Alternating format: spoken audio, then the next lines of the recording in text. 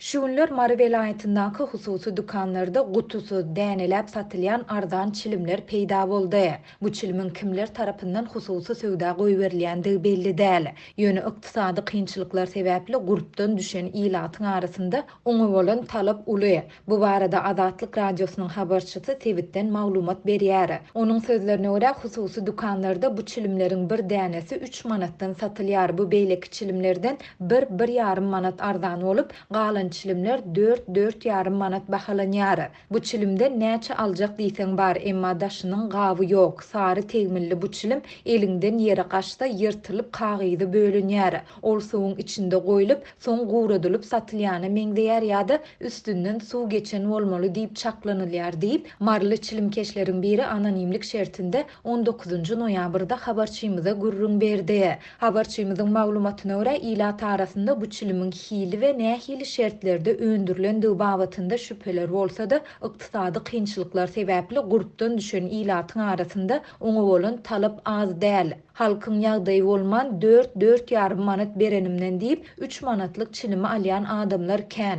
Ondan hem ardan çilim gözleýän adamlar bolsa mahorka satyn alýar diýip marly çilimkeş bellidi. Türkmen häkimetleri ýurda 2025-nji ýyla çenli temmäkiden dol azat etmek uğrunda görüşýärler. Türkmenistanyň 2011-nji ýylda bütün dünýä saglyk guramasynyň temmäke garşy görüşmegiň çarçuwaly konwensiýasyna goşulmagy bilen ýurtda çilim söwdasyna garşy dürli çäklendirmeler girdilip başlandy. Şondan soň döwlet dukanlarynda bir gutusy 50-80 manat bahalanýan çilim her adama çäkli möçörde wagtal satywa çykaryldy.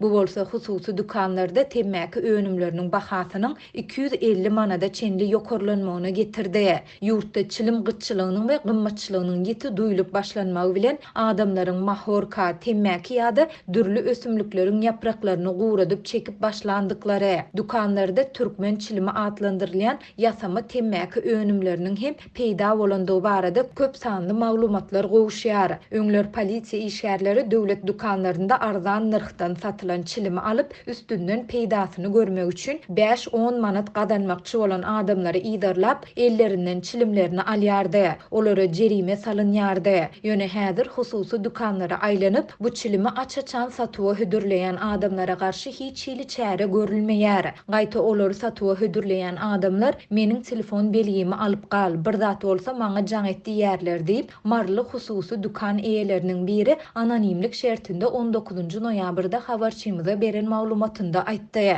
Azatlyk gurrun edilýän bu çilimler we onuň söwdasy barada goşmaça maglumat ýa kommentariýa almak üçin Türkmenistanyň Söwda we Daşary ykdysady araýatnaşyklar ministrligi bilen habarlaşyp bilmedi. Resmi medeniýetde Türkmenistanyň dünýäde temmäkiden azat bolan ýurtlaryň sanynyň öňüni çekýändigi 2019-njy ýyldaky görkezüjiler boýunça ýurdun ilatynyň diňe 3,10-4 götürüminiň temmäke önümlerini ulanýandygy aýdylýar. Türkmenistan ýurdun çäginde elektron çilimleriň söwdasyny hem şol resmi taýdan gadan etdi. Bu habarlaryň arasynda yerli synçylar häkimetleriň temmäke endik edinen adamlara medisina kömegini bermek üçin ýeterlik çäre görmeýändigine, şeýle hem temmäke önümleriniň söwdasyndaky korrupsiýa göz ýumýandygyna ünsü çekýärler.